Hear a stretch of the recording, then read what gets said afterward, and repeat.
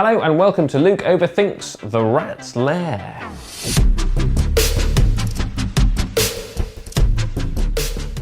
So The Rat's Lair is another solo card game from Zadorf. You can pick it up for $11.99 as I make this video. If you want to see my reviews of other Zadorf games, i.e. the two Great Escape games that I've already reviewed, click up there in the top right-hand corner. So The Rat's Lair essentially it's a solo tile laying game, but the tiles are cards because it's a card game, which obviously means that they take up less space than your standard tile laying game. And then you are playing this shady dude who has been tasked with going into the sewers and retrieving 5 artifacts from a rat-infested sewer. Each time you draw a card with a pink spot, a rat appears on it. There are a couple of spots for poison that you can use to kill rats, and there's 3 spots for torches that you can then use to traverse the black areas.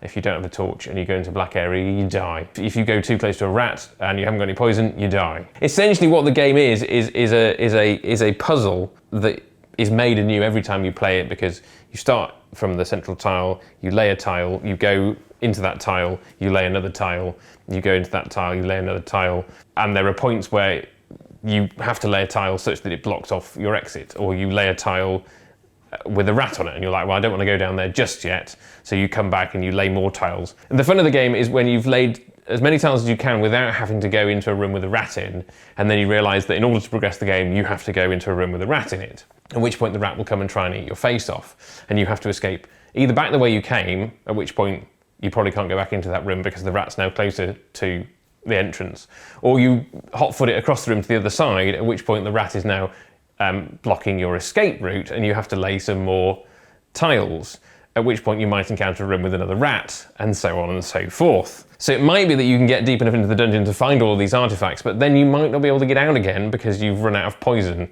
or you don't have a torch to get you across the black spot. This is a lot of fun. I've just played a game of it to show you on the table. I think this is the most tile laying I've managed. I've only got 3 cards left, and I've managed to rescue 3 of the 5 artifacts, and I have given up at this point. I could go on, because I do have 1 torch left. I could go out here and lay some more, but the chances of me then getting home with any of the remaining artifacts is slim.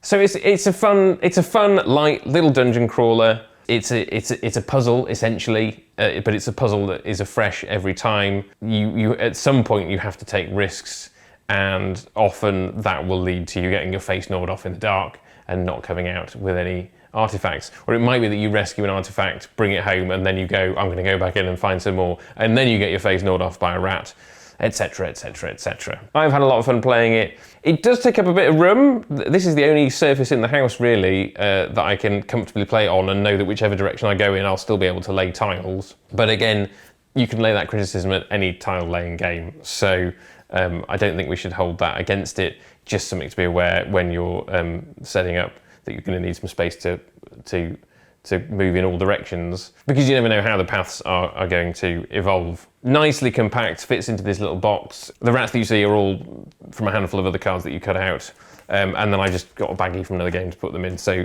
they're readily available when I want to play the game. So probably comes as no surprise to you that I'm going to recommend this game again. The 3 Zadorf games that I've thus reviewed and I've enjoyed. I probably will get around to buying some of the other ones. This is supposed to be the first in a series of 5 that are kind of linked, and they will come together in the 5th game. I don't know what will happen subsequent to this. I've read the instructions for game 2 and haven't really been interested, so I haven't bought that one. We'll see what happens whether games 3, 4, 5 do materialise, and whether there's a nice kind of overarching plot. But you can buy this, it's a complete standalone. You don't need to worry about whether there are any other games in the series. It just happens that that's a nice bonus if you're interested in that kind of thing. So I hope you enjoyed this review.